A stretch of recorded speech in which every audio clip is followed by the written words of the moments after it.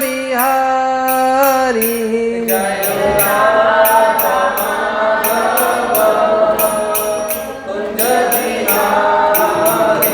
जय गोपी जन वल्लभ गिरिवरधारी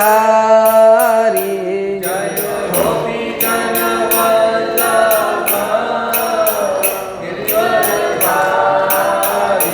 जय यशोदनंदन ब्रज जन रंजन यशोदनंदन ब्रज जन रंजन यमुना तीर वनचारी यमुना तीर वनचारी हरे कृष्ण कृष्ण कृष्ण हरे हरे हरे राम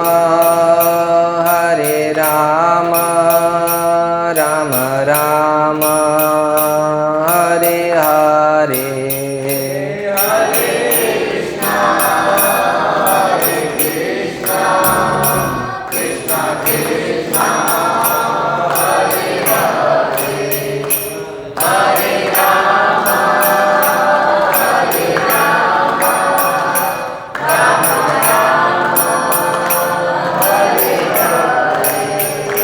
हरे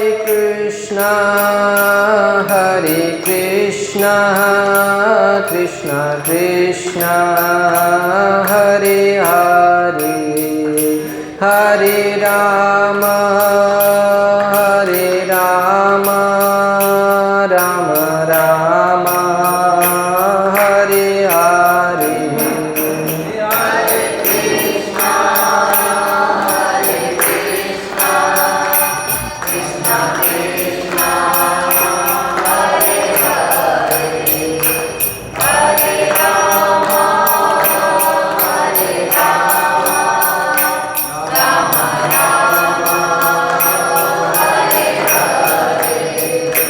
जय राधा गोपीनाथ राधा गोपीनाथ राधे जय राधा गोपीनाथ राधा गोपीनाथ राधे जय यशोदनंदन यशोदनंदन राधे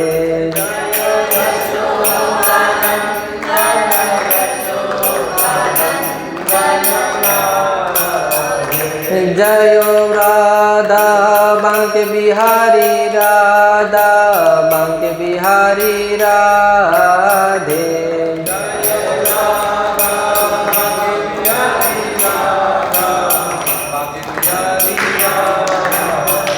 जय राधा गोविंद राधा गोविंद राधे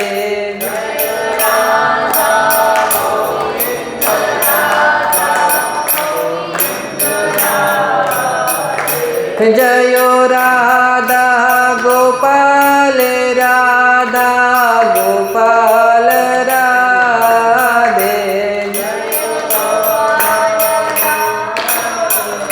राधा गोपाल राधे निताय गौर हरि बोल हरि बोल हरि बोल हरि बोल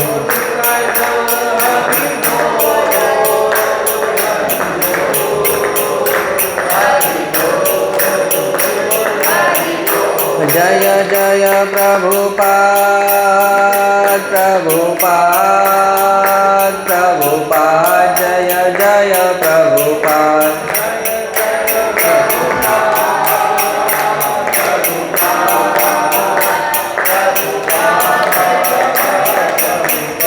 जय जय गुरुदेव गुरुदेव गुरुदेव जय जय गुरुदेव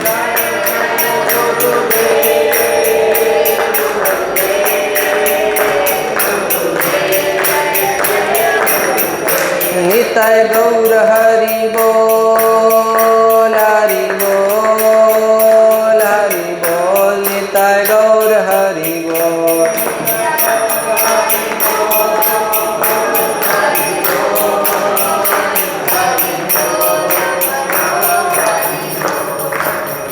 युगनाम श्री हरि संकीर्तन की, श्रीमद् भागवतम महापुराण की। हरे कृष्ण। आज 2 दिवसीय साप्ताहिक प्रोग्राम में उपस्थित समस्त भगवत अनुरागी आप सभी भक्तों का हार्दिक स्वागत है।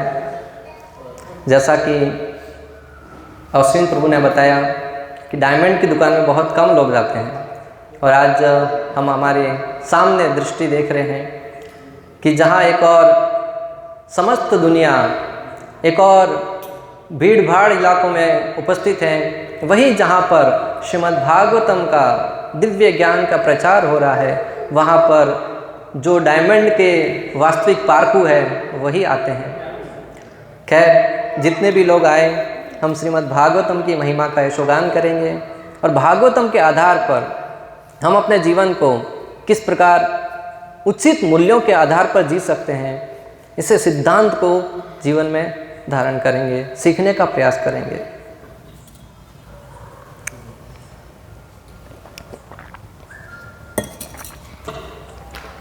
तो आज की कथा प्रारंभ करने से पूर्व हम परम आराध्य श्री श्री राधा गोपीनाथ जी भगवान के श्री चरणों में दंडवत प्रणाम अर्पित करते हुए कृपा की याचना करते हैं। तत्पश्चात इस्कॉन संस्था के संस्थापक आचार्य कृष्ण कृपा मूर्ति श्री श्रीमद् एसी भक्ति वेदांत स्वामी श्रील प्रभुपाद जी के चरणों में प्रणाम अर्पित करते हैं। तत्पश्चात प्रातः स्मरणीय संध्या वंदनीय परम पूजनीय गुरुदेव के चरणों में प्रणाम अर्पित करते हुए आशीर्वाद की आशा रखते हैं। तत्पश्चात दृश्य अदृश्य देवी देवताओं और यहाँ पर उपस्थित समस्त वैष्णव भक्तों के चरणों में प्रणाम अर्पित करते हुए आशीर्वाद की आशा रखते हैं, ताकि आपके आशीर्वाद से हम भगवत कथा को आपके समक्ष प्रस्तुत कर सकें। हरे कृष्ण। तो आज की कथा में आप सब श्रोताओं का हार्दिक स्वागत है, क्योंकि नीति शास्त्र में वर्णन आता है, यत्र न विद्यते श्रोता वक्तारम किम करिष्यति, नग्न स्वप्न के देशे वस्त्रम किम करिष्यति। ऐसा कोई देश, ऐसा कोई राज्य, ऐसा कोई गांव जहां पर केवल दिगंबर जैन साधु ही रहते हो। दिगंबर जैन साधु प्राय नग्न अवस्था में रहते हैं, वस्त्र नहीं पहनते हैं।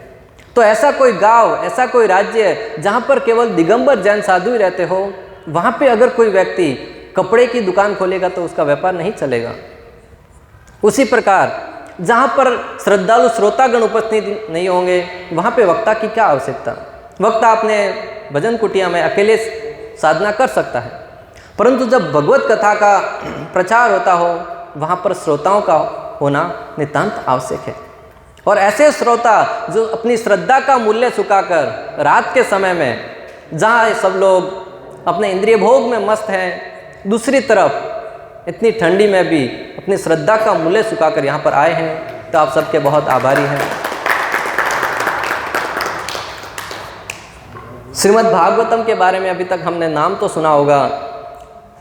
प्राय भारत में श्रीमद् भगवद गीता और भागवतम को हम एक ही करके आंक लेते हैं। श्रीमद् भगवद गीता जो भगवान श्री कृष्ण ने अपने मुख से कही है, वो है भगवद गीता। उसको जब वास्तविक नाम है भगवद गीत, अर्थात भगवान द्वारा गाया गया गीत। अनेक प्रकार के गीत आते हैं, उसके अनेक प्रकार के गायक होते हैं। उसी प्रकार भगवद गीत भगवान द्वारा गाया हुआ गीत।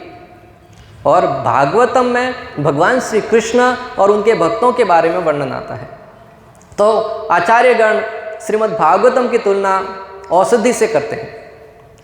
जिस प्रकार इस शरीर को स्वस्थ बनाए रखने के लिए हम अनेक प्रकार के जिम में जाते हैं, व्यायाम करते हैं। सवेरे सवेरे प्राय आपको जॉगिंग करते हुए लोग नजर आएंगे। उद्देश्य जीवन को, शरीर को फिट बनाए रखना, शारीरिक शक्ति प्राप्त करना। परंतु इस मन की बीमारी के लिए, मानसिक बीमारी के लिए है कोई ऐसा जिम, है कोई ऐसा व्यायामशाला जहाँ पर जाकर व्यक्ति अपने मानसिक स्थिति को तंदुरुस्त कर सके। इस मानसिक स्थिति की गंभीरता को कि आज संपूर्ण देश में अनेक लोग हैं जो मानसिक बीमारी से ग्रसित होते जा रहे हैं, और इस बात का अंदाज़ा लगाया जा सकता है कि हमारी भारत सरकार ने इस बार बजट में मानसिक केयर के लिए एक अलग से उन्होंने फंड जारी किया है। अर्थात अगर हम भौतिक दृष्टि से देखें तो संपूर्ण विश्व में अमेरिका है वो भौतिक उन्नति में सबसे सर्वश्रेष्ठ है, जहाँ पर हर एक प्रकार के भौतिक इंद्रिय भोग के साधन उपलब्ध हैं। किसी भी युवा को पूछिएगा आपका उद्देश्य क्या है, ज़्यादातर लोग कहेंगे अमेरिका में सेटल होना, यूएस जाना है। परंतु भक्तों, मैं आपको तत्व की बात बताता हूँ। जहाँ आप इंटरनेट समाचार माध्यम से अगर पता लगाएंगे तो संपूर्ण विश्व में अमेरिका ऐसा देश है जहाँ पर अत्यधिक मात्रा में मानसिक रोगों से लोग पीड़ित होते जा रहे हैं और उनकी मृत्यु दर है वो संपूर्ण विश्व में अमेरिका की अत्यधिक है। आज भारत भूमि में भी उस पाश्चात्य जगत का अनुकरण करने के कारण ऐसी बीमारी है वो बढ़ती जा रही है। तो हमें अपने शरीर को स्वस्थ बनाए रखने के साथ साथ मन को भी स्वस्थ बनाए रखने के लिए श्रीमद् भागवतम है वो एक औषधि के बराबर है।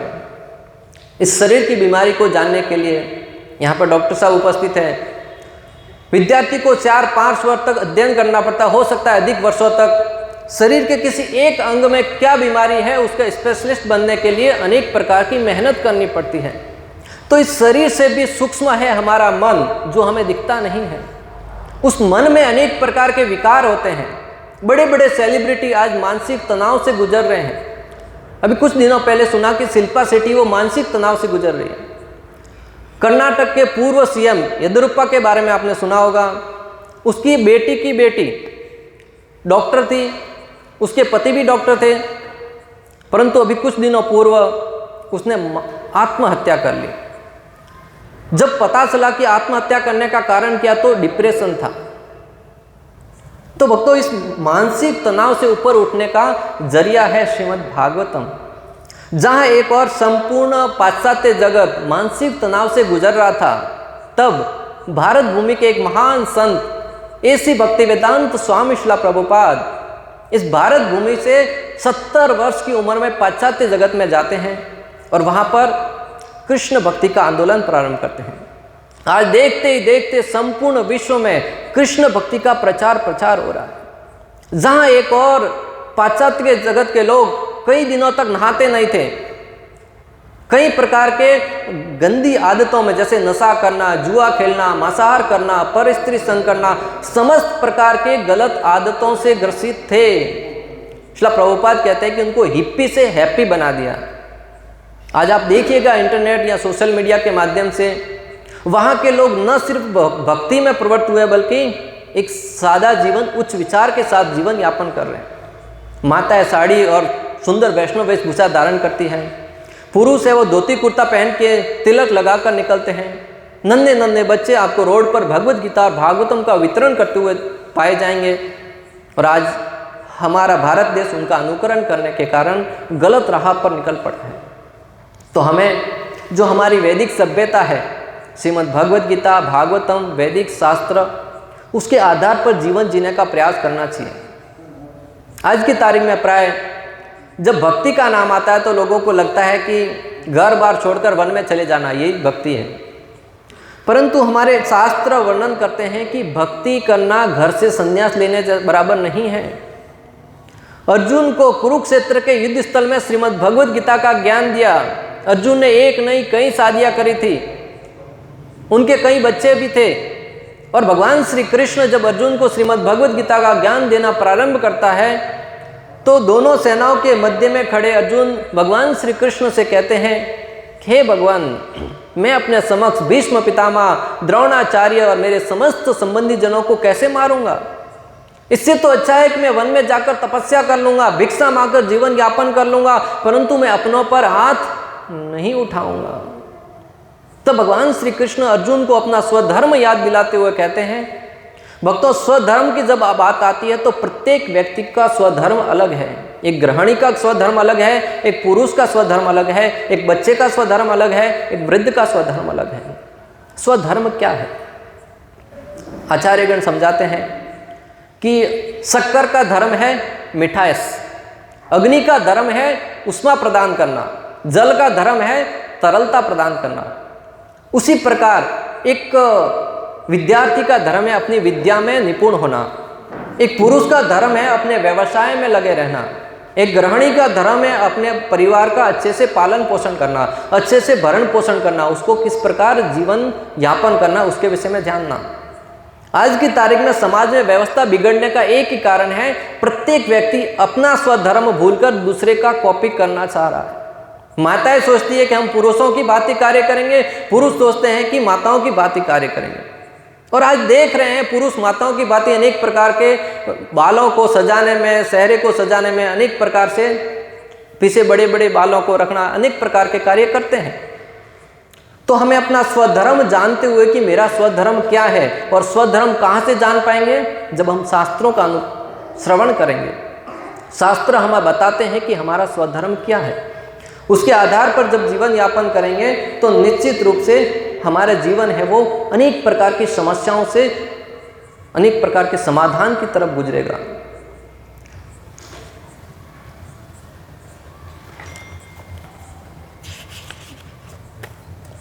भागवतम ऋषि मुनियों, अनेक ऋषि मुनियों द्वारा प्रमाणित मानसिक रोगों के लिए विशेष औषधि है, विशेष रूप से कलयुग के लिए। आज कलयुग में लोग अनेक प्रकार की मानसिक बीमारियों से गुजर रहे हैं, तो ऋषि मुनियों ने इस श्रीमद् भागवतम को हमारे सामने वेद शास्त्रों के रूप में प्रमाणित करके यह हमें दिशा निर्देश दिए हैं कि अगर कोई व्यक्ति श्रीमद् भागवतम के अनुसार जीवन यापन करेगा, निश्चित रूप से जीवन में परिवर्तन आना स्वाभाविक है। जिस प्रकार भोजन करने से, भले हमें पता हो न हो कहाँ पे भोजन बना है, किस प्रकार से बनाया गया है, कौन सी उसमें सामग्री उपयोग की गई है, उस भोजन को खाने से हमारी भूख है वो शांत होती है। उसी प्रकार श्रीमद् भागवतम के एक एक श्लोक में वो शक्ति छिपी हुई है, जिसका श्रवण करने से भले हमें पता न चले कि इसमें क्या शक्ति है, परंतु वो शक्ति हमारे मानसिक स्थिति को सुदृढ़ बनाती है। एक बार किसी पेपर में लेख छपा जिसमें एक व्यक्ति कहता है कि मैं पिछले कई वर्षों से श्रीमद् भगवद गीता का अध्ययन कर रहा हूँ, परंतु मुझे कुछ याद नहीं रहता है, इसलिए मुझे भगवद गीता पढ़नी ही नहीं चाहिए। तभी किसी भक्त ने उनको उत्तर देते हुए कहा कि आप पिछले कई वर्षों से अपने पत्नी का हाथों का बना हुआ भोजन तो खाते होंगे। बोले हाँ, कई वर्षों से खा रहा हूँ। बोले आपको पता है आपने 2 दिन पहले कौन सा भोजन खाया था? हो सकता है 2 दिन पहले का याद हो, परंतु अगर आप भी विचार करेंगे 2 दिन पहले कौन सी सब्जी बनी थी, शायद याद नहीं होगा। तो 2 साल पहले, 4 साल पहले, 10 साल पहले क्या बना था हमें याद नहीं है, परंतु उस भोजन को खाने से हमें शक्ति तो मिल रही है, हमारा शरीर तो स्वस्थ बना हुआ है। उसी भांति भले भगवद गीता पढ़ने से कुछ स्मरण रहे न रहे, निरंतर उसका श्रवण करने से, पठन करने से हमारी मानसिक स्थिति सुदृढ़ होगी। भक्तों, इसका प्रमाण जो अर्जुन भगवद गीता के प्रारंभ में भगवान से कहता था मेरा मुख सूखा जा रहा है, मेरा हाथ कंपायमान होते जा रहे हैं, मेरा गांडीव मेरे हाथ से सरक रहा है, मैं युद्ध नहीं करूंगा, परंतु जब श्रीमद् भगवद गीता अर्जुन ने सुनी, तब अंत में अर्जुन कहता है बोलो कृष्ण किसको मारना है। वही अर्जुन जो प्रारंभ में कह रहा था मैं युद्ध नहीं करूंगा, भगवद गीता में भक्तों वो शक्ति है जो सिखाती है कि हमें जीवन में करना क्या है। एक संत बहुत ही सुंदर समझाते हैं कि एक नौजवान व्यक्ति को गीता पढ़नी चाहिए ये जानने के लिए कि जीवन को कैसे जिया जाए। एक वृद्ध व्यक्ति को गीता पढ़नी चाहिए ये जानने के लिए कि जीवन का त्याग कैसे किया जाए। एक ज्ञानी व्यक्ति को गीता पढ़नी चाहिए नम्रता प्राप्त करने के लिए, और अज्ञानी व्यक्ति को गीता पढ़नी चाहिए ज्ञान प्राप्त करने के लिए। धनवान व्यक्ति को गीता पढ़नी चाहिए दया प्राप्त करने के लिए, और धनहीन व्यक्ति को गीता पढ़नी चाहिए आशा की किरण प्राप्त करने के लिए। एक बलशाली व्यक्ति को गीता पढ़नी चाहिए दिशा प्राप्त करने के लिए, और बलहीन व्यक्ति को गीता पढ़नी चाहिए आंतरिक बल प्राप्त करने के लिए। एक घमंडी व्यक्ति को गीता पढ़नी चाहिए चेतावनी प्राप्त करने के लिए, और नम्र व्यक्ति को गीता पढ़नी चाहिए आंतरिक शांति प्राप्त करने के लिए। श्रीमद् भगवद गीता प्रत्येक व्यक्ति को पढ़नी चाहिए, क्योंकि प्राय हमने देखा है जैसे ही व्यक्ति के पास धन आता है गर्व से सीना चौड़ा हो जाता है। अगर हम हमारे वैदिक सभ्यता से नहीं जुड़े हैं, जब आजू बाजू में 4 लोग घूमते हैं हमारी प्रशंसा करते हैं फलाना जी आए फलाना जी आए, स्वाभाविक ही प्रत्येक व्यक्ति का स्वभाव है सीना चौड़ा हो जाता है गर्व से। परंतु जब शास्त्रों का ज्ञान ग्रहण किए रहेंगे तो हमें पता है कि हमारे हृदय में नम्रता होनी चाहिए। उस धन का प्रयोग अन्यों पर दया दिखाने के लिए करना चाहिए, अन्यों को शास्त्रों का ज्ञान प्रदान करने के लिए करना चाहिए। उसी प्रकार जिसके पास शक्ति है, आज लोग जिम जाते हैं, थोड़ी बहुत बॉडी बन जाती है, अच्छे फोटो खींच लेते हैं, फिर किसी भी व्यक्ति को सामने कोई थोड़ा ऊंची आवाज में बोल भी देगा ना, उसके सामने झगड़ा करने के लिए तुरंत उतारू हो जाएंगे। क्यों? हमारे पास शक्ति है, और उस शक्ति का प्रयोग कहाँ करते हैं? निर्बलों को नीचा दिखाने के लिए। परंतु भक्तों, भगवत गीता है वो हमें सिखाती है कि इस हमारे ज्ञान का, हमारी शक्ति का, हमारी निर्बलता का, जो भी हमारे अंदर कुछ अवगुण है या गुण है, उनका प्रयोग अन्यों पर करुणा करने के लिए करना चाहिए, अन्यों पर दया दिखाने के लिए करना चाहिए। आचार्यगण समझाते हैं कि जिस प्रकार एक दवाई, टैबलेट है, वो व्यक्ति के जन्म और मृत्यु में अंतर पैदा कर सकता है। कई बार अस्पतालों में कोई व्यक्ति भागे भागे आते हैं बच्चे को लेके, हमारा बच्चा जन्म और मृत्यु के बीच में अंतर में फंसा हुआ है, डॉक्टर करुणावश उनको दवाई दे देते हैं और उनकी जान बच जाती है। उसी भांति आज संपूर्ण विश्व भक्तों जन्म और मृत्यु के सागर में डोल रहा है, अनेक प्रकार की मानसिक बीमारियों से ग्रसित है। वहां पर हमें जब श्रीमद् भगवद गीता और भागवतम रूपी औषधि प्राप्त होती है, उस औषधि से हमारा जीवन है वो सफल हो जाता है। बच्चे प्राय दवाई लेने में आनाकानी करते हैं, बच्चों को दवाई देते हैं, टैबलेट देते हैं, कड़वी होती है, नहीं खा पाते। और भगवद गीता में सत्य प्रस्तुत किया गया है जो सुनना प्राय कड़वा लगता है। परंतु जिस प्रकार माताएं अपने बच्चों को दवाई देने के लिए या तो किसी मिठाई में या किसी चॉकलेट में उस दवाई को डालती है और बच्चे को चॉकलेट देती है, बच्चा चॉकलेट खाना चालू करता है, खाता है, मिठास में खाता है, थोड़ी देर में चॉकलेट का सस्का लग जाता है, खाते खाते दवाई थोड़ी कड़वी लगती है, फिर भी खा जाता है। उसी भांति वेद व्यास जी जो भगवान श्री कृष्ण के अवतार हैं, एक माता की भूमिका में है, उनको पता था कि श्रीमद् भगवद गीता में प्राय सत्य प्रस्तुत किया गया है और कलयुग में व्यक्ति सत्य को स्वीकार करना नहीं चाहता है। इसलिए उन्होंने श्रीमद् भगवद गीता को भागवतम रूपी, महाभारत रूपी औषध, महाभारत रूपी स्वीट जो चॉकलेट है उसमें डाल के दिया। महाभारत इतना सुंदर ग्रंथ है भक्तों, मैंने सुना है कि बी आर चोपड़ा का बहुत वर्षों पहले जब सीरियल आता था टीवी पर, तब सब लोग अपना कामकाज छोड़कर टीवी के सामने बैठ जाते थे। यहाँ तक कि मुस्लिम लोग भी उस महाभारत को देखने में आतुर रहते थे। और पत्र में छपी हुई ये सत्य घटना है कि एक मुस्लिम व्यक्ति जब द्रौपदी वस्त्र हरण हो रहा था तब उस चरित्र में इतना घुस गया कि वो चिल्लाने लगा, नहीं ये गलत है, ये नहीं होना चाहिए, और उसको तुरंत हार्ट अटैक आया और मृत्यु को प्राप्त हो गया। तो इससे हम समझ सकते हैं कि जो हमारे ग्रंथ है वो कितने जीवंत है ग्रंथ। राजा कुलशेखर का दृष्टांत आता है भक्तों, जो केरला के राजा थे।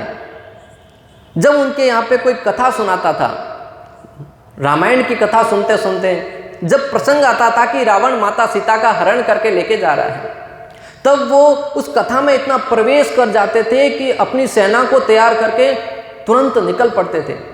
एक बार ऐसा ही वाक्य हुआ, समुद्र के पास जाकर समुद्र में प्रवेश कर गए और सारे सैनिक हैं वो भयभीत हो गए कि समुद्र में गए तो डूब जाएंगे।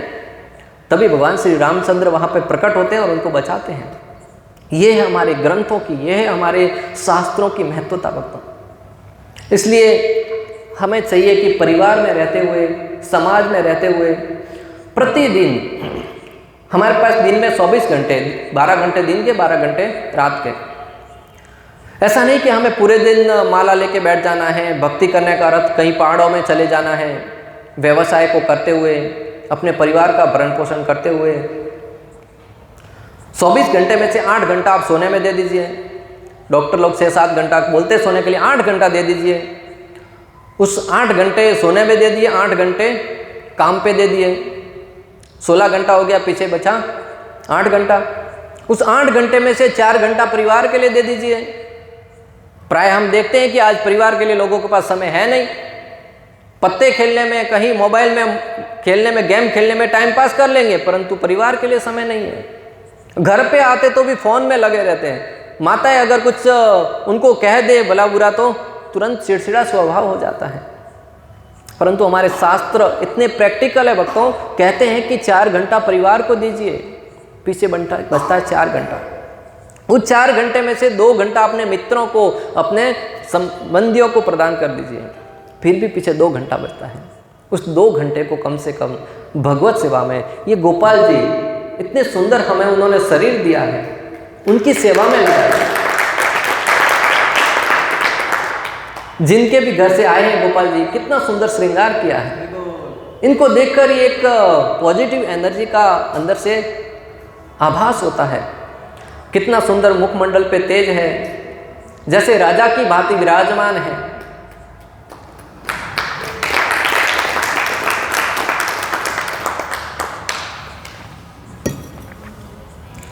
भगवान है वो बहुत ही करुणामय है, बहुत ही दयालु है भक्तों। भगवान जब देते हैं ना तो किसी प्रकार की कंजूसी नहीं करते हैं। हमारे पास तो कोई गरीब व्यक्ति मांगने के लिए भी आता है तो कहते हैं माफ़ कीजिए। अरे मांगने के लिए आया, दे दो, 2-5 रुपया है, क्या माफ़ कीजिए। मांगने के लिए तो वो आया, गरीब है, दे दो, हाथ ऐसे रखना चाहिए, ऐसा सिकुड़ के मत रखिए। जब भी आता है, कुछ आपके पास कुछ नहीं है, कम से कम खाने के लिए बिस्किट दे दीजिए, उससे हमारा हृदय है वो द्रवित होता है, निर्मल होता है। अगर देने की भावना नहीं होगी तो हृदय धीरे धीरे कठोर होता जाएगा, और उस कठोरता में भगवान को वास कैसे कर पाएंगे। आप कितने ही पूजा पाठ अगरबत्ती कर लीजिए, कितने ही भगवान की स्तुति कर लीजिए, परंतु अगर उस भगवान के द्वारा बनाई हुई सृष्टि में लोगों के प्रति दया भाव नहीं है, करुणा भाव नहीं है, तो वो भगवान प्रसन्न होने वाले नहीं है भक्तों। मैं आपको एक दृष्टांत देता हूँ। आपके घर पे कोई व्यक्ति आता है, उसके साथ उसके 2-4 बच्चे हैं। उस व्यक्ति को आप अच्छे से सेवा करते हैं, मिष्ठान बनाते हैं, 10-10 व्यंजन बना के खिलाते हैं, और उसका बच्चा थोड़ी मस्ती कर रहा होता है, उसको जाके चिमटी काट देते हैं। वो बच्चा आके पिताजी को बोलेगा, पिताजी मेरे को उन्होंने चिमटी काटी। वो पिता आपके सामने अच्छा भाव तो दिखाएगा, परंतु अंदर ही अंदर सोचेगा कि मेरे बच्चे के प्रति घृणा का भाव। अपने पिता को आप घर में अच्छे से अगरबत्ती कर लो, पूजा पाठ कर लो, परंतु अगर पिता की बात नहीं मानते हो तो वो पिता प्रसन्न नहीं हो सकता। उसी भांति हम भक्तों आज दुनिया की देखा देखी में भगवान को अच्छे से सजाते हैं, अगरबत्ती करते हैं, पूजा पाठ करते हैं, परंतु वही भगवान जब भगवत गीता के माध्यम से हमें संदेश देते हैं कि बच्चे मेरा भजन करो, तेसाम सतत युक्तानाम भजताम प्रीतिपूर्वकम ददामि बुद्धि योगम तम ये नमाम उपयांति ते। भगवान कहते हैं कि सतत मेरे नाम का कीर्तन करो। जो कोई व्यक्ति निरंतर मेरे नाम का जप करता है उसे मैं बुद्धि प्रदान करता हूँ, विवेक प्रदान करता हूँ। आज हम प्राय अपने आप को बड़ा ज्ञानी तो मानते हैं, समझदार तो मानते हैं, परंतु जब सही और गलत के बीच में निर्णय करने की बात आती है तब प्राय हम विचलित की भावना में रहते हैं। निर्णय लेने की क्षमता आज लोगों में नहीं है भक्तों। एक फ्लैट खरीदना हो, कोई डॉक्टर के पास जाना है, अपने बच्चे को किसी विद्यालय में दाखिला दिलाना है, कई लोगों से चर्चा करते हैं। इस छोटे से काम के लिए हम अनेक लोगों से जब राय लेते हैं, अर्थात हमारे अंदर विवेक नहीं है। उस विवेक को प्राप्त करने के लिए भगवत गीता का अध्ययन करना चाहिए। और ये हमें अर्जुन समझाते हैं। जो अर्जुन कुरुक्षेत्र के युद्ध स्थल में विचलित थे, भयभीत थे, निर्णय लेने की क्षमता नहीं थी, जब श्रीमद् भगवत गीता का ज्ञान अर्जित किया तब अंत में अर्जुन निर्णय लेने के लिए पूर्ण रूप से सक्षम हो गए। तो हमें क्या करना है? अर्जुन की भांति अर्जुन दूसरे अध्याय के 7वें श्लोक में भगवान श्री कृष्ण की शरणागति स्वीकार करते हुए कहते हैं, कार्पण्य दोषो उपह स्वभाव प्रचामि त्वां धर्म समुद्र सेतः यस्य स्यात् निश्चितं ब्रूहि तन्मे शेषस्ते अहं साधि मां त्वां प्रपन्नम। हमें अपना अर्जुन प्रथम अध्याय में बड़े बड़े ज्ञान की बातें कर रहा था, अपने हितैषियों को मारने से मुझे अपराध लगेगा, इन संबंधियों को मारने से मुझे अनेक प्रकार के दुखों का सामना करना पड़ेगा, परंतु भगवान ने कहा तुम पांडित्यपूर्ण वसन तो कर रहे हो परंतु तुम पंडित हो नहीं। तब दूसरे अध्याय के 7वें श्लोक में अर्जुन भगवान की शरणागति स्वीकार करते हुए कहते हैं कि हे भगवान, मैं अपनी कर्मण दुर्बलता के कारण उचित निर्णय लेने में अक्षम हूं, इसलिए आपको मैं गुरु रूप में स्वीकार करता हूं। जब गुरु रूप में स्वीकार किया और कहता है कि मेरे लिए जो श्रेष्ठकर हो वह निश्चित रूप से मुझे बताइए। भक्तों में अपने जीवन में मात्र सुनने के आधार पर नहीं, जीवन में जो अनुभव किया है, इस छोटे से जीवन में गत 7 वर्षों से जब मैं भक्ति से जुड़ा हुआ हूँ, श्रीमद् भागवत गीता के आदर्शों को अपने जीवन में उतार रहा हूँ। हर जगह समझ में आता है कि उसकी महत्वता क्या है, किस प्रकार वो अपने जीवन में निर्णय लेने के लिए हमें सक्षम बनाती है। प्राय लोग आज धार्मिक दिखना तो चाहते, परंतु धर्म में जब नियमों की बात आती है ना, तब नियमों को पालन कोई नहीं करना चाहता। कहीं भी जाइए, हर क्षेत्र में भक्तों किसी कोई ना कोई नियम होता है। बच्चे को विद्यालय भेजना है, उसके लिए अनेक प्रकार के पेपर लगते हैं, अनेक प्रकार के जन्म प्रमाण पत्र है, आपका पढ़ाई का सर्टिफिकेट, अनेक प्रकार के रूल्स हैं। यहाँ तक कि हमें अगर रोड पे गाड़ी चलानी है तो उसके लिए भी रूल्स हैं। परंतु जब भक्ति में कुछ रूल्स बताए जाते हैं तो वहाँ पे लोग अनेक प्रकार के उटपटांग प्रश्न पूछते हैं, ये ऐसा क्यों, वैसा नहीं, ऐसा नहीं होना चाहिए, ऐसा होना चाहिए, मुझे तो लगता है ऐसा होना चाहिए। अरे तुझे लगने नहीं लगने से क्या होने वाला, तुम्हारी बात तुम्हारे घर वाले नहीं मानते, फिर हम क्यों माने? हम तो वही मानेंगे जो श्रीमद् भगवत गीता में भगवान ने कहा है। वो भगवान कहते हैं कि अहम सर्वस्य प्रभो, मैं सबका प्रभु हूँ। अहम सर्वस्य प्रभो मत्तः प्रवर्तते इति मत्वा भजन्ते माम बुधा भाव समन्विता।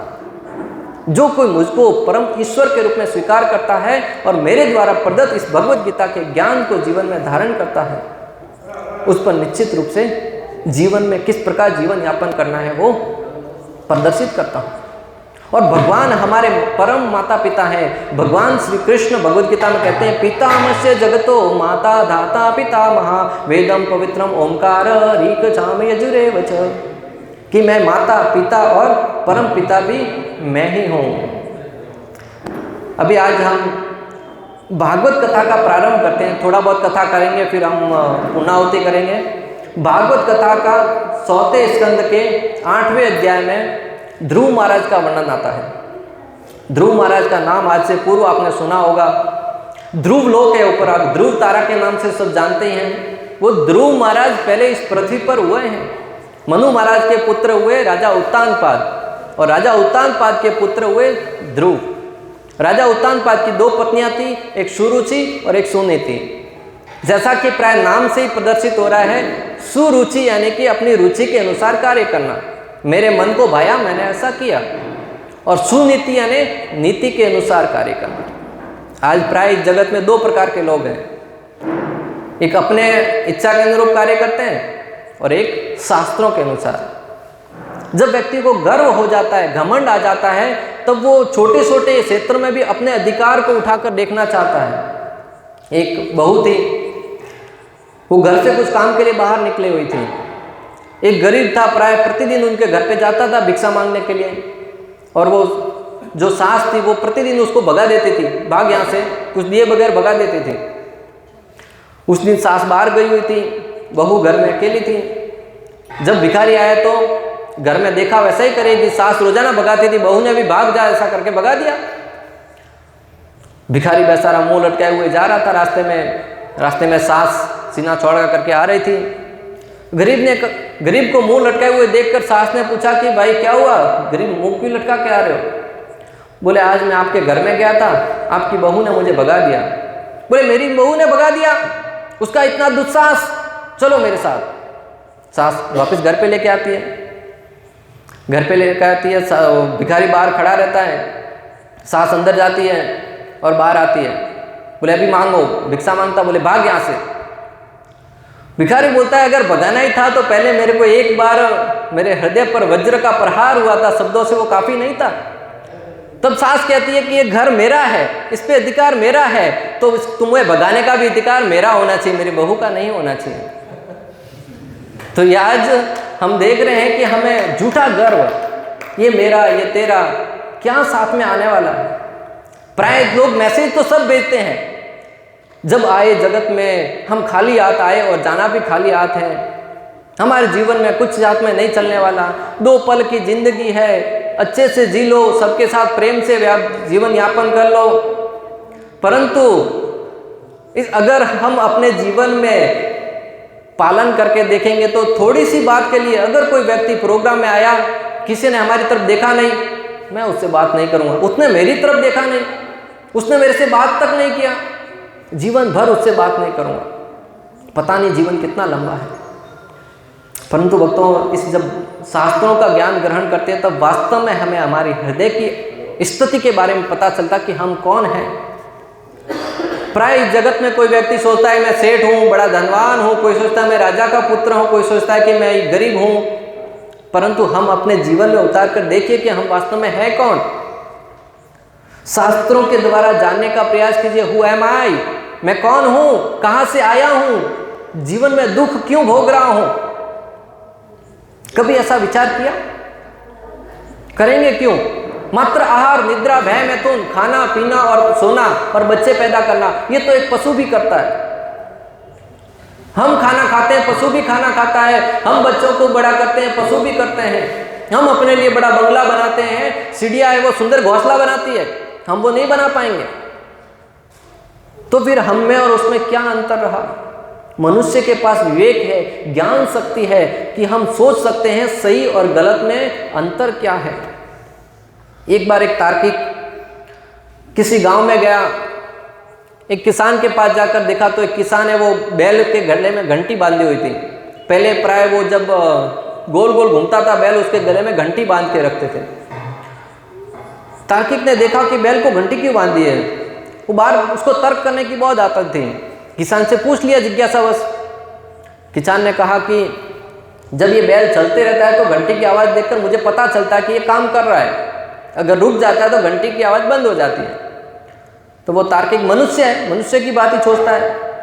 बोले कि बैल तो अगर मुंह खड़े रहकर मुंडी हिलाता रहेगा तो, बोले ये बैल है, तुम्हारी तरह तार्किक नहीं है जो मुंडी हिलाएगा, इसको विवेक नहीं है ऐसा। तो आज हम देखते हैं कि गलत काम को सही ठहराने में हम अपनी बुद्धि बहुत लगाते हैं। कहीं भी अपने से गलती हो जाएगी, स्वीकार करने में दादा नाना सब आ जाएंगे परंतु स्वीकार नहीं करेगा। स्वयं को पता है मेरी गलती है परंतु अहंकार वह स्वीकार नहीं कर पाते हैं। यहाँ पे ध्रुव महाराज का प्रसंग भक्तों, सुरुचि का भी यही स्थिति थी। सुनीति राजा उत्तानपाद की बड़ी पत्नी थी और सुरुचि है वो छोटी पत्नी थी। सुनीति के बच्चे का नाम था ध्रुव और सुरुचि के बच्चे का नाम था उत्तम। एक दिन की बात, राजा उत्तानपाद अपने राजमहल में राजगद्दी पर बैठे हुए थे। ध्रुव उनकी आसपास खेल रहा था और उत्तम है वो उनकी गोद में बैठा हुआ था। सुरुचि सामने बैठी हुई थी, क्योंकि राजा उत्तानपाद को सुरुचि से विशेष प्रेम था। प्राय जीवन में देखिएगा प्रत्येक व्यक्ति किसी न किसी के साथ संबंध स्थापित करता है इस उम्मीद के साथ कि मुझे यहाँ से सुख प्राप्त होगा। हम कहते तो हैं कि मैं उनसे प्रेम करता हूँ, परंतु जैसे ही वहाँ से कुछ आदान प्रदान करना बंद होता है। एक व्यक्ति, एक संत थे, बहुत ही सुंदर समझाते हैं कि शादी से पहले व्यक्ति अपनी जो फ्रेंड है या अपनी मंगेतर है उसको कहता है चंद्रमुखी, और जब शादी हो जाती है तो कुछ समय बाद कहता है सूर्यमुखी, और जब थोड़े वर्ष बीत जाते हैं शादी के बाद तो कहता है कि ज्वालामुखी, जो कभी भी फट सकती है। तो जीवन में हम प्रेम कैसा करते हैं, वो जीवन के अंतिम क्षण तक अगर दूसरे को समर्पण करने का भाव रहे, दूसरे की प्रसन्नता के लिए जितनी त्याग की भावना रहेगी न, वो प्रेम को प्रदर्शित करता है। जैसे ही दूसरे की आवश्यकता हमारी पूर्ण होना बंद होती है, हम तुरंत कहते हैं मैं तुम्हारा मुख तक नहीं देखना चाहते। प्रारंभ में कहते हैं कि तुम्हारा मुखड़ा देखे बिना मेरी दिन नहीं उगता है, और जब शादी के कुछ वर्ष बीत जाते हैं तो कहते हैं मैं तुम्हारा मुख तक देखना नहीं चाहता। ये प्रेम नहीं है, ये मात्र लस्ट है, ये मात्र काम है, जो कि तुम मेरी पीठ खुजलाओ मैं तुम्हारी पीठ खुजलाता हूँ। ये जीवन में आदान प्रदान, जब तक आदान प्रदान होता है तब तक एक दूसरे को सहन करते हैं। जैसे ही आवश्यकता होनी बंद हो जाती है तुरंत तलाक दे देते हैं। ये तलाक शब्द है, ये भक्तों आज भौतिक क्षेत्र में कहाँ से आया? हमारी वैदिक सभ्यता में तलाक नाम का कोई शब्द नहीं है। किसी भी शास्त्र में उठा के ले लो, कहीं भी तलाक है ही नहीं। माता पिता जाते थे अपने बच्चों का शादी करके सगाई करके आते थे, और वो सगाई जीवन भर चलती थी, क्योंकि उसमें समर्पण का भाव होता था, क्योंकि उसमें प्रेम होता था। एक बहू जब ससुराल में जाती थी तब अपने पति की, अपने सास की, ससुर की, जेठ की, जेठानी की, सबकी सेवा करती थी। आज की तारीख में हमें इस आगे बढ़ने की अंधी दौड़ में इतने आगे गुजर चुके हैं कि हम अपने रिश्तों को कुचलते हुए आगे बढ़ रहे हैं। भक्तों, हम शास्त्रों में जो निपुण है, जो शास्त्रों को पढ़ रहे हैं, उनके जीवन को देखेंगे तो आज भी वो प्रेम से एक परिवार में रहते हैं। क्यों? उसके सेंटर में श्री कृष्ण है। आज की तारीख में घर उजड़ने का मुख्य कारण क्या है? अगर मैं आपसे पूछूं कि घर उजड़ने का मुख्य कारण क्या है, तो प्रत्येक व्यक्ति बोलेगा कि हमारी औरतों की नहीं बनती, एक दूसरे की बात इधर की उधर करने में बात नहीं बनती और अलग हो जाते हैं। परंतु अगर तत्व से देखेंगे भक्तों, तो पाएंगे कि हमें अपना स्वयं का आधिपत्य जमाना है। परिवार का प्रत्येक सदस्य सोचता है कि घर में मेरा चलना चाहिए। प्रत्येक सदस्य सोचता है सब लोग मेरी सुनना चाहिए। जब कोई व्यक्ति को अनदेखी करता है तो उसका गर्व है जो अंदर छुपा हुआ था, सीना चौड़ा करके बाहर आता है, बोला तुमने मेरी बात नहीं सुनी, और घर में कलह हो जाता है। ये तो रही समस्या। इसका समाधान क्या है? जब संतों के मुख से सुनते हैं तब कहते हैं कि जब हम ठाकुर जी को घर में केंद्र में बना के रखते हैं, प्रत्येक व्यक्ति ये विचार करेगा कि मैं कार्य करूंगा तो श्री कृष्ण की प्रसन्नता के लिए। घर में कोई भी पहली वस्तु आएगी भगवान को अर्पण की जाएगी। जब उन्होंने दूध आया भगवान को अर्पण किया, कितना सुंदर सभ्यता है। हम तो बड़े आसान आराम से बैठे बैठे पी रहे हैं और भगवान देख रहे हैं सामने। परंतु ये वैष्णव एटिकेट नहीं है। सदाचार कहता है कि भगवान की वस्तुएं वो हमें प्रदान की गई हैं, वो भगवान को अर्पण करके जब स्वीकार करेंगे तो वो प्रसाद बन जाता है। भगवान भगवद गीता में कहते हैं कि यज्ञ शिष्ट न संतो मुच्यन्ते सर्व किलम्बचे भूजन्ते ते त्वगम पापा ये पश्चात्म कारणत, कि जो वस्तु यज्ञ में अर्पण करके स्वीकार करते हैं वो प्रसाद बन जाता है, और जो कोई वस्तु प्रसाद भगवान को अर्पण किए बिना खाता है वो पाप खाता है। ये भगवान श्री कृष्ण की वाणी है कि जो व्यक्ति भगवान को अर्पण किए बिना खाता है वो पाप खाता है। प्राय लोगों का ये मानना है और कहते हुए सुनते भी हैं, सब कुछ तो भगवान का, फिर भगवान को देने की क्या आवश्यकता है। परंतु एक छोटे से दृष्टांत द्वारा आपको समझाना चाहूँगा, बस आगे की 10 या 15 मिनट आपसे लूँगा। मान लीजिए कि आप जो व्यक्ति शादीशुदा है, घर में बच्चे, वो इस बात को और अच्छे से समझ सकते हैं। आप बाजार से कुछ चॉकलेट खरीदी, 4 चॉकलेट खरीदी, आपके घर में 4 बच्चे, 2 बच्चे हैं, दोनों बच्चों को 2-2 चॉकलेट प्रदान कर ली। उसमें से एक बच्चा तो दोनों चॉकलेट खा लेता है, हजम कर लेता है, और दूसरा बच्चा उसमें से एक चॉकलेट कहता है पिताजी आप खाइए। हालांकि वो पिता बाजार से 50 चॉकलेट खरीद के खा सकता है, परंतु जब परिवार में आकर अपने बच्चों को वो चॉकलेट देता है, उसमें से बच्चा एक प्रदान करता है पिताजी आप खाइए। उस एक चॉकलेट को खाने में उसके जो आनंद होता है ना, प्रेम होता है, वो बहुत ही अधिक महत्वपूर्ण है। तो हमें भी भगवान द्वारा सारी की सारी वस्तु प्रदान की गई है। भगवान श्री कृष्ण भगवद गीता में कहते हैं कि जो अग्नि है, वायु है, जल है, सब कुछ मेरी शक्ति है।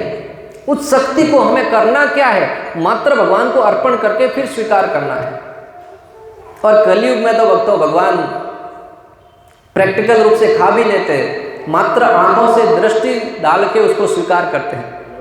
अगर कोई भगवान को भोग लगाए और भगवान पूरा का पूरा थाल खा ले तो दोबारा देगा भी नहीं, बोले कि भगवान तो खा जाएंगे, हम क्या खाएंगे फिर। तो कलयुग में भगवान है वो इस जो भी वस्तु प्रदान करते हैं उसको दृष्टि के द्वारा स्वीकार करते हैं। ब्रह्म संहिता में भगवान ब्रह्मा जी भगवान के बारे में कहते हैं कि भगवान अपने प्रत्येक अंग से कोई भी कार्य कर सकते हैं। अपनी आंखों से किसी भी वस्तु को सुखा सकते हैं, कानों से भोजन कर सकते हैं, हाथों से भोजन कर सकते हैं। ये भगवान की शक्ति को प्रदर्शित करता है। आगे की कथा इस प्रकार है। राजा उत्तानपाद के गोद में उत्तम को खेलते हुए देखकर ध्रुव की भी इच्छा हुई कि मैं भी अपने पिता के गोद में बैठूं। जब ध्रुव अपने पिता की गोद में बैठने के लिए आगे बढ़ता है तब सुरुचि क्रोधित हो जाती है। क्रोध भावना में आकर ध्रुव को कहती है कि ध्रुव तुम्हारा संबंध राजा के साथ तो है परंतु मेरे साथ नहीं है। यह है झूठा अहंकार। राजा के साथ उसका संबंध है वो काफी नहीं है। बोले राजा की गोद में बैठने के लिए तुम्हें मुझसे संबंध जोड़ना होगा। भले क्रोध में कही गई बात, परंतु सुरुचि है वो सुंदर वाक्यांश कहती है कि तुम्हें भगवान श्री विष्णु की भक्ति करनी होगी, और जब भगवान श्री विष्णु प्राप्त हो जाएंगे तब तुम्हें उनसे कहना होगा कि मुझे सुरुचि के कोख से जन्म प्राप्त करना है। जब तुम इस देह को त्याग कर मेरी कोख से जन्म लोगे तब तुम मेरी गोद में बैठ सकते हो। कोई भी साधारण व्यक्ति विचार कर सकता है जब भगवान सामने होंगे फिर वो दूसरा जन्म लेने के विषय में क्यों विचार करेंगे। अरे भगवान ने तो भगवत गीता में यहाँ तक कह दिया, अंत काले समामेव स्वयं मुक्त्वा कलेवरम यह प्रयाति समद्भावम याति नास्ति अत्र संशयः। अगर कोई व्यक्ति अंतिम समय में एक बार भी मुझ श्री कृष्ण के नाम का स्मरण करता है वह व्यक्ति इस जन्म मृत्यु के बंधन से मुक्त हो जाता है। तो जो भगवान श्री कृष्ण साक्षात उनके सामने खड़े होंगे उनका दर्शन करके क्या वो जन्म मृत्यु के बंधन से मुक्त नहीं हो जाएगा। और आगे आने वाली कल की कथा में हम सुनेंगे कि जब ध्रुव भगवान श्री कृष्ण के दर्शन करता है, भगवान श्री विष्णु के दर्शन करता है, और भगवान श्री विष्णु कहते हैं बोलो ध्रुव तुम क्या मांगना चाह रहे हो। हालांकि ध्रुव घर से जब वन में निकलता है तो यह सहा लेकर निकलता है कि मैं अपने पिता उत्तानपाद, अपने परपिता और पिता से भी परपिता ब्रह्मा जी से भी बड़ा राज्य प्राप्त करूंगा। परंतु जब भगवान श्री विष्णु को देखता है तो भगवान से कहता है कि भगवान मैं तो कांच के टुकड़ों के पीछे भाग रहा था, परंतु हीरा मेरे सामने खड़ा है, मुझे किसी प्रकार का राज्य नहीं चाहिए। परंतु एक बार फिर भगवान अपनी कृपा का दृष्टि देते हुए कहते हैं कि नहीं, तुमने भक्ति करी है तो उसका फल तो लेना पड़ेगा। भगवान श्री विष्णु ध्रुव को 37,000 साल तक 36,000 ईयर तक एक सत्र राज करने का उन्हें आशीर्वाद देते हैं। प्राय हमें 5 वर्षों के लिए सरपंच की कुर्सी मिल जाती है, एमएलए की कुर्सी मिल जाती है, संसद की कुर्सी मिल जाती है, तो व्यक्ति सोचता है कि मैं तो सबसे बड़ा हूं। परंतु यहाँ पे ध्रुव महाराज को 37,000 साल तक उसके सामने विपक्ष में कोई नहीं था, उसके सामने उसके विरोध करने के लिए कोई नहीं था। ऐसा सत्र राज किया। ये कहाँ से प्राप्त हुआ? भगवान श्री गोविंद की पूजा करने से, भगवान श्री गोविंद की भक्ति करने से। अरे भगवान देने के लिए दोनों हाथ फैला के बैठे हैं, बोले आओ तुम लेके जाओ, परंतु हम इतने अभागे हैं कि अपने आप को घर में सिमट कर रख देते हैं। अभी शनिवार का समय था, लोगों ने इतना आमंत्रित किया, 10-10 फोन किए, प्रसाद की भी व्यवस्था करी अनेक भक्तों ने, परंतु भक्ति में अभाग्य के बिना हम आ भी नहीं पाएंगे। भक्तों, किसी जिम खाने में या कहीं घूमने के लिए धन देकर जा सकते हैं, परंतु जो भगवत भक्ति है उसको हम किसी धन का मूल्य चुकाकर प्राप्त नहीं कर सकते। जब तक संतों का समागम नहीं होगा, संतों के सभा में जहां पर भी एक बार भी भगवान श्री कृष्ण के नाम का उच्चारण होता हो, उसे भगवान कभी नहीं बोलते हैं। भगवान श्री कृष्ण स्वयं भगवान अर्जुन से कहते हैं, श्रद्धया हेलया नाम रटंती मम जंत्वाहा तेषाम नाम सदा पार्थ वर्तते हृदय मम। भगवान कहते कि हे अर्जुन, अगर कोई व्यक्ति एक बार भी भले श्रद्धा से या उपेक्षा से, भले प्रेम पूर्वक या गाली देने के लिए भी अगर श्री कृष्ण का नाम लेता है ना, तो भगवान इतने कृपालु है कि वो कभी भी उस नाम को भूलते नहीं है। कई वर्षों के बाद कभी ना कभी जब उसका पुण्य उदय होगा तो निश्चित रूप से भक्ति में आएगा। और सत्संग की महिमा के विषय में क्या कहूँ भक्तों, सत्संग के विषय में महाभारत का प्रसंग, जब युधिष्ठिर महाराज यज्ञ कर रहे थे, जब पहले के जमाने में यज्ञ किए जाते थे, यज्ञ की पूर्णाहुति हुई कि नहीं इस बात से पता लगाया जाता था कि मंदिर की घंटी बजती थी। परंतु युधिष्ठिर महाराज ने तो अच्छा यज्ञ किया, भगवान श्री कृष्ण की उपस्थिति है, परंतु घंटी तो बजी नहीं।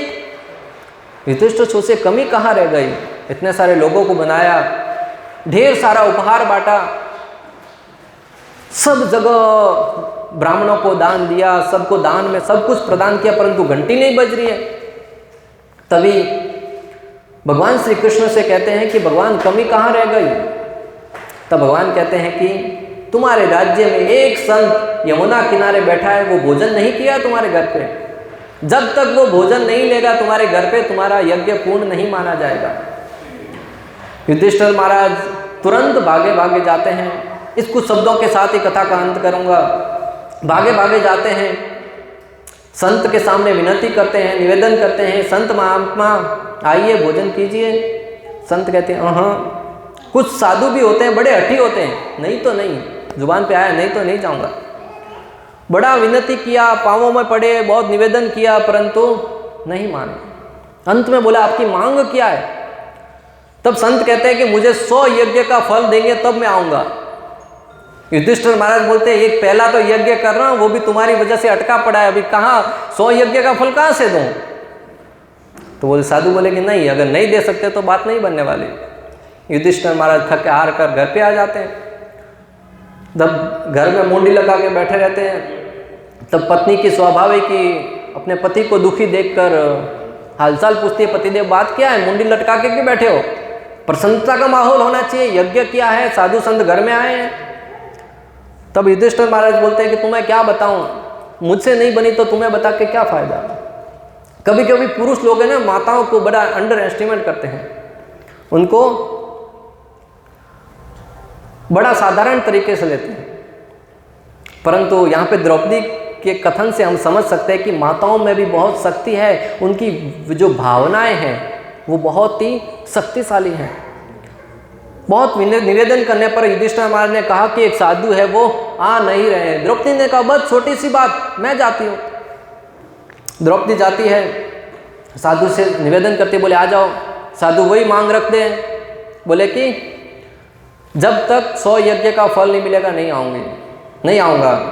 तब द्रौपदी कहती है, साधु संघ की महिमा का वर्णन करते हुए कहती है कि सत्संग में महिमा के बारे में क्या आपको वर्णन करूं, सत्संग की महिमा के बारे में क्या वर्णन करूं कि साधुओं की संगति में एक एक पग जब आगे बढ़ेंगे ना, वो करोड़ों यज्ञ के समान प्रकट होगा।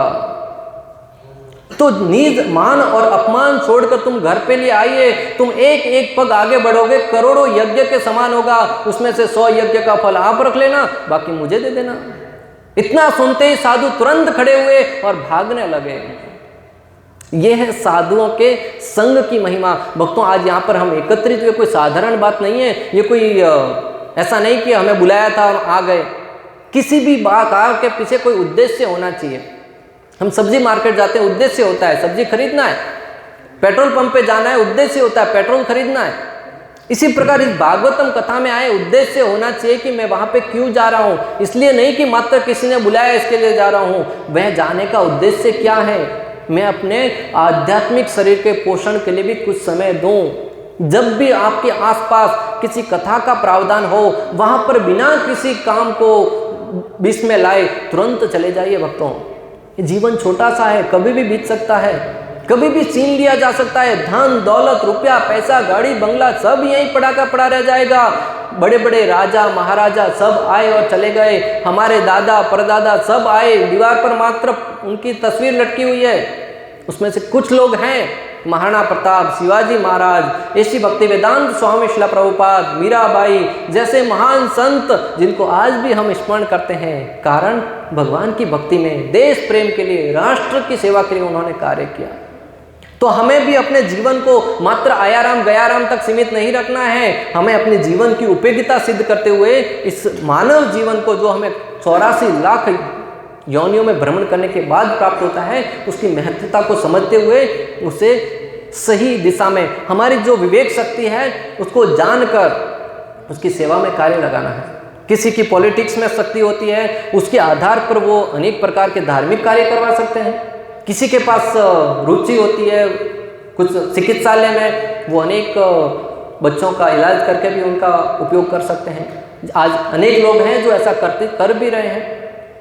और हमारे वैदिक सभ्यता का ये बहुत बड़ा लाभ है हमें कि अगर हम उसको पढ़ेंगे समझेंगे तो निश्चित रूप से जीवन में कुछ न कुछ पाएंगे।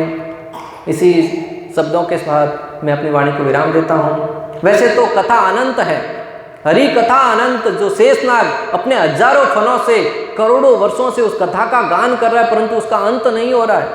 परंतु आप और हम सब समय के मर्यादा में बंधे हुए हैं, समय के अनुसार चलेंगे। निश्चित रूप से एक नियम बना रहेगा और जीवन में कुछ प्राप्त करने का ध्येय बनाए रखने के साथ आप वाणी को विराम देते हैं। आप सबसे निवेदन करते हैं, कल भी हम यहाँ पे कथा करेंगे। निश्चित रूप से अपने सौभाग्य को बनाए रखें और आइए और हमें आपकी सेवा के लिए लगाने में हमारी सहायता कीजिए। आप सबका बहुत बहुत धन्यवाद। श्रील प्रभुपाद की जय। श्री श्री राधा गोपीनाथ भगवान की जय। श्रीमद् भगवद गीता की, श्रीमद् भागवतम महापुराण की, श्री श्री गौर निताय भगवान की, श्री श्री गोपाल जी भगवान की, समस्त गौर भक्त वृंद की। हरे कृष्णा कृष्णा कृष्णा हरे हरे, हरे राम राम राम हरे हरे। हरे कृष्णा कृष्णा कृष्णा हरे हरे, हरे राम राम राम हरे हरे।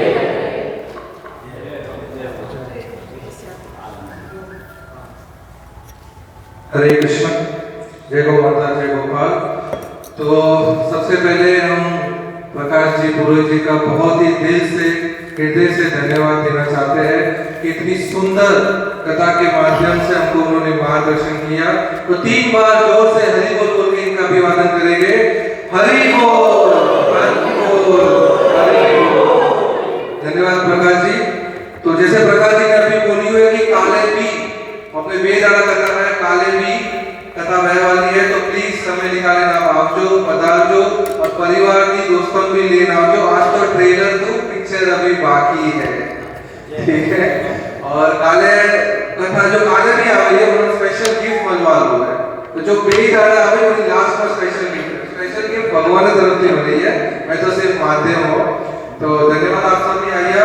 तो वो थोड़ा एक दिल की धन्यवाद देवा जाऊँ जो अपनी कीमती समय निकाले आज हमारे उसमें आया है। सत्येंद्र जी, विष्णु जी, सीए साहब, धन्यवाद साहब, आप समय निकाले हमारे उसमें आया हो, धन्यवाद। डॉक्टर उत्तम जी पुरोहित, मेहता हॉस्पिटल थी, और उत्तम जी और हमारे प्रकाश जी तो मायाधर भाई भी है, ये तो एक ही परिवार है।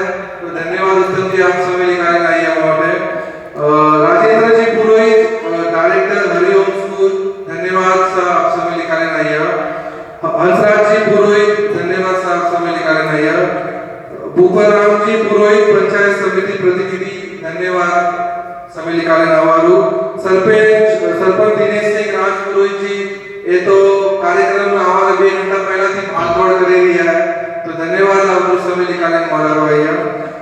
Apple English medium high school रे प्रिंसिपल असीमा परिहार जी, धन्यवाद मैडम जी, आप समय निकाल के आए हमारे लिए, धन्यवाद। और हमारे नितेश जी, धन्यवाद, आप भी समय निकाल के 2 दिन से पूरी व्यवस्था करने के लिए। और हमारे प्यारे जो प्रभु जी ने इतने अच्छे से बताया कि अर्जुन, तो हमारे प्यारे अर्जुन जी जो इतने दिनों से हम उनको परेशान कर रहे हैं और इतने अच्छे से व्यवस्था करने के लिए धन्यवाद अर्जुन जी।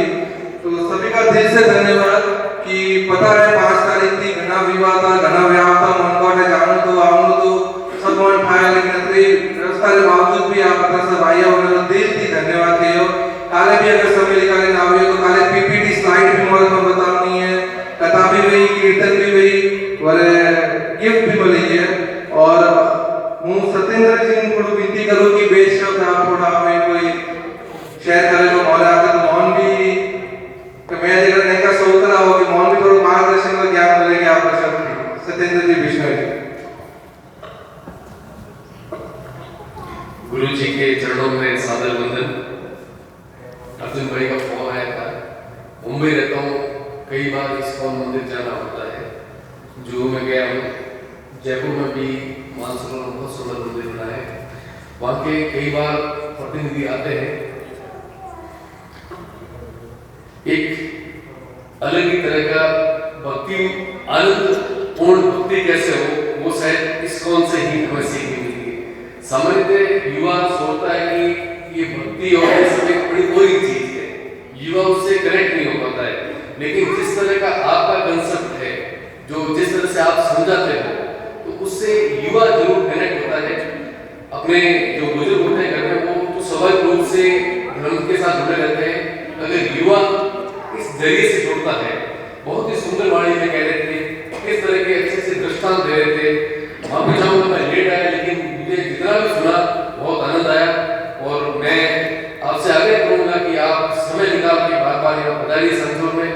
हमारे लायक कुछ भी आपकी लिए सेवा रहेगी, आपका सानिध्य मिलेगा, हमारे लिए बहुत खुशी और गर्व की बात है। जय गुरु। धन्यवाद राजेंद्र सत्येंद्र जी हमारे प्रोत्साहन के लिए। और साचो शायद तो मैं आपसे ही सही कि थोड़ा थोड़ा प्यार बोलेंगे और प्यार भी मैं जवाब थोड़ी देंगे। मैं रिक्वेस्ट करूँ राजेंद्र जी पुरोहित जी ने पे अपने शब्दों से थोड़ा कोई मार्गदर्शन करें। हरे कृष्ण हरे राम। बहुत ही सुंदर आयोजन, भारतीय सभ्यता और संस्कृति के अनुरूप, जिसकी बहुत महत्वपूर्ण अब वर्तमान में भारत देश में आवश्यकता है। और ये प्रोग्राम है वो बहुत ही अच्छा साबित होगा। थोड़ा पहले होता या कुछ समय ऐसा होता तो विद्यालय वगैरह में होता तो बच्चे वगैरह भी इससे लाभान्वित हो सकते थे। तो ये आप सोमवार को अगर पधारे तो आपके हम कृतार्थ रहेंगे। धन्यवाद। हमारा आगे का प्लान है, क्लास में भी आएंगे, पूरा टीम आएगा नेक्स्ट टाइम। अश्विन जी बताएंगे सर। यस इस्कॉन का एक प्रोजेक्ट है Gita champions league. Gita champions league कैसा होता है कि इंडियन प्रीमियर लीग भी है, क्रिकेट के बारे में गीता चैंपियंस लीग गीता के बारे में तो काफी है। सोगरण गीता जी दी है, कुछ प्रश्न देते हैं बच्चों को, इस पे आप तैयारी करो और उसके ऊपर फिर क्यूज कंपटीशन होता है केबीसी जैसे ऑल ओवर इंडिया में होता है। और last time Gita champions league की जो विनर थी वो एक मुस्लिम लड़की थी और मोदी जी ने उनको पर्सनली पार्लियामेंट में बुलाया था वहां पे दिल्ली में उनको सत्कार करने के लिए।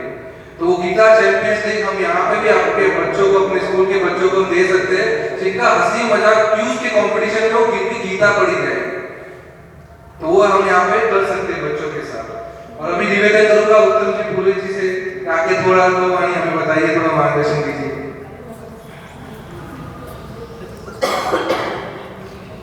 धन्यवाद अश्विन जी, धन्यवाद प्रकाश जी मेरे सगे मासी के लड़के भाई हैं, तो दोस्तों के साथ खेले पढ़ने। इनका किताब जब से इस स्कूल कृष्ण भक्ति की तरफ जुड़ा है, क्योंकि मैं यूट्यूब पे वैसे देखा रहता हूँ, तो थोड़ा शेड्यूल बिजी रहता है, हमारा टाइम थोड़ा कम निकाल पाते हैं। फिर भी लेकिन जैसे पता चला उनके बड़े भाई साहब का भी फोन आया था तो इस बिजी शेड्यूल में टाइम इसके लिए भक्ति के लिए हो गई, इसमें टाइम निकालना ही पड़ता है, एक बार दूसरे काम छोड़ के भी। और इसके लिए मैं प्रकाश जी और इनकी पूरी टीम को बहुत धन्यवाद देता हूँ। और बिल्कुल राजेंद्र जी ने कहा जैसे कि ये स्कूलों में जैसे क्या बच्चे कनेक्ट होंगे, आजकल युवाओं को इस चीज़ से जोड़ना बहुत जरूरी है। जो मोबाइल और इसमें जो टाइम वो इसमें जुड़ेंगे तो अपने घर में भी संस्कार आएंगे, परिवार में भी वो बताएंगे, उनको जोड़ना। तो आप स्कूल में इस तरह की एक्टिविटी में जुड़े तो बहुत। और जैसे कि मैं भी लेकिन आपको एक बार कोई सुनेगा, बच्चा भी सुनेगा तो उसकी इच्छा होगी कि मैं बार बार सुनूं। वास्तव में ये चीज़ है, उसका अपना लगाव उसकी तरफ जुड़ेगा। तो ऐसे प्रोग्राम में सांचो बिल्कुल आगे भी आइए और जरूर आगे भी इसमें